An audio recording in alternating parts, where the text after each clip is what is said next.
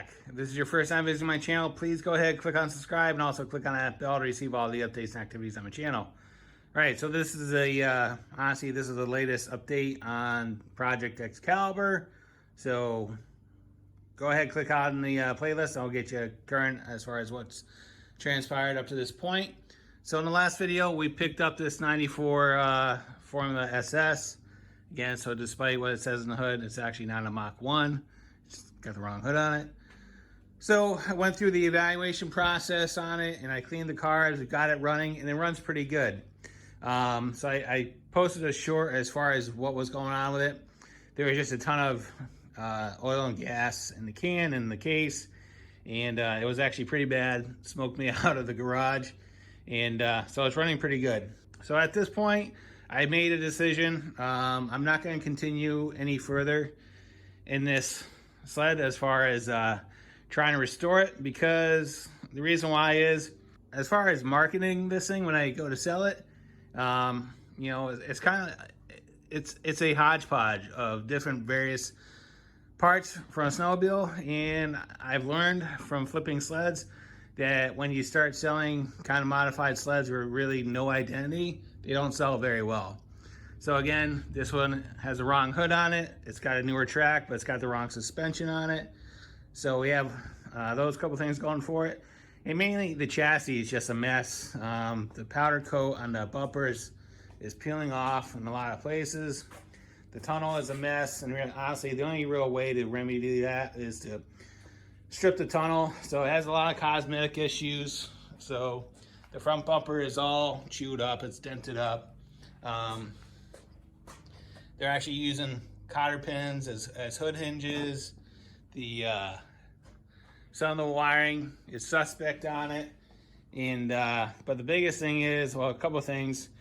There's a hole in the exhaust, a pinhole in the exhaust that we got to fix, and one of the big issues is the reverse is stripped out. It doesn't work. So sled will go forward, but it doesn't reverse. It doesn't engage reverse.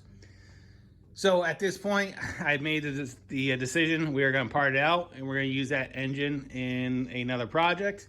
I actually already picked up that project, and so why don't we go out in the driveway and I'll show you what we bought. All right, so this is the sled I picked up the other day. This is a 1996 Skidoo Formula SLS. First year of the S chassis, well, the first real production year of the S chassis. You know, the 95 MXC 583 came out. But if we look at this thing is in pristine condition, right? It's got 2,400 miles on it, has electric start, has reverse on it. The track is in great shape. The seat is perfect. All the plastics are good. No rust on this thing. Looks really good, right? So this is a 500 Rave from Skidoo. This is the first year that it came out. And if you look at the history of these engines, they were known for two things: either bad cranks or bad pistons. And this one is no different. So this sled, as far as we can tell, is sat for about 20 years. The person I bought it from came out of an estate sale, so there's not a lot of history on it. So we don't know if the engine seized prior to it going into storage, or it seized on its own. So what's going on right now is, if you turn the crank or you turn the clutch, it is very stiff. So it moves, but requires a lot of force. So this sled has electric start and reverse. Reverse does work, works great. So there's a huge misconception. You know, a lot of people complain on the F chassis of the weight and everything else, and then people will talk about the S chassis and they'll say, oh, you know, it's such a better chassis and everything else. What a lot of people don't realize is the S and the F are the exact same chassis as far as the tunnel and the bulkhead, right? So the only thing that's really different is the rear suspension, the front suspension, and the plastics. Other than that, all the engines mount the same. So what we're going to do is we're going to utilize the tunnel and everything else on here, and we're going to use the good 670 out of it, and we're going to rip the 500 out, and we're basically going to do a motor swap in here and get it going. So like I said, it makes more sense to continue on with a project like this versus the Mach 1 Formula SS 670. I don't see any return on it. So, like I said, this thing's in really good shape. Skis are perfect. Plastics are perfect. The biggest thing is it's got some oxidation on the engine. But again, all that stuff is coming out. So we're going to replace that. So, but if you even look at the hood, the hood is mint. There's not even a paint chip on it. Came with two covers when the guy bought it. There was actually 2 covers on it, so and it was stored inside. So that, again, this thing is in really good shape. So last thing we can tell is that it was registered in 2003. So it looks like this sled hasn't been on the trail in 20 years. So, but all right. So why don't we go get back in the garage and start parting out that Moxie. All right, so that's the plan. We're going to take that 670 out, and we're going to transplant it into that Formula SLS. So it has electric start, it has reverse, and we should be able to get all that stuff running and be able to flip that sled and make a decent profit on it. So with that being said, I'm going to start parting this out. The plan is we're going to take the track off, put it on Excalibur. We'll figure out what we're going to do with the suspension. We may end up using a couple of the wheels on the other sled. Take the trailings arm off, take all the shocks off, all the radius components, and then take the hood off, drain the oil, handlebars, seat, whatever. So why don't we go ahead and start parting this thing out. All right, so the engine's out, came out pretty easily. All I did is just remove the 4 motor mounts from the bulkhead, came right out. So still have to get the CDI and the coil off. Those are held on, look like by 10 millimeter bolts. Then we're going to go after the steering components, all the tie rods and trailing arms, shocks, stuff like that. So it's going along pretty well, pretty easy.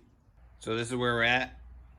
Skid's been removed, all the front suspension is out, except for the radius rods and the shocks. I'm considering just leaving those there. The shocks are pretty much shit anyway. If I was to sell them, I'm probably just sell them for $5. So considering that, we also got the skate plate off, the rear skid's out, so still can't get the secondary off. Secondary is seized on the jack shaft. So the issue at hand right now is I'm trying to get the drive shaft out, and that is fighting me, because what's supposed to happen is, like in comparison with a Polaris, right? Once you remove the retainers on the clutch side, and you remove the bolt off the chain case, on a Polaris, the drive shaft will slide out of the chain case and then over onto the clutch side, and then drops out. With Skidoo, it's completely reversed, right? So what they want you to do is, this is very similar to like an XLT 4 driver setup, and that's part of the problem with this, right? So with Skidoo, what they want you to do is they want you to remove the circlip that holds a bearing in the chain case, and then basically you move the drive shaft towards the chain case, and then the bearing will push out of the case, and then they'll give the drive shaft enough clearance to drop out of the tunnel.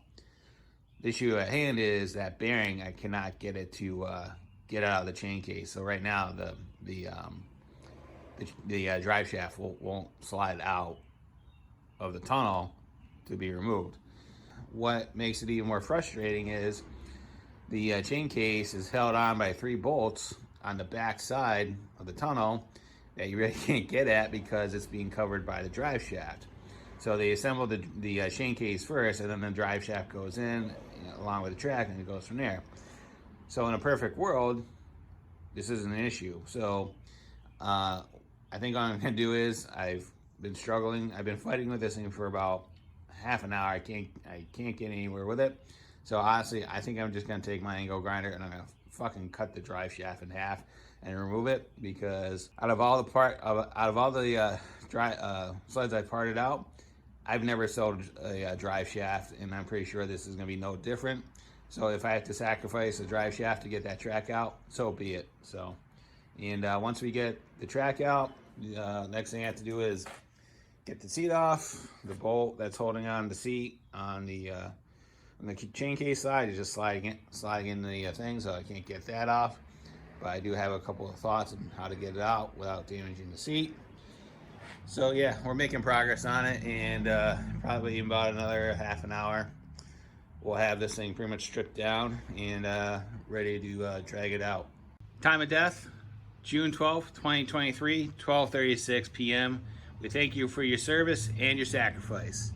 All right, so at this point, we have this thing stripped down as pretty much as far as we can take it.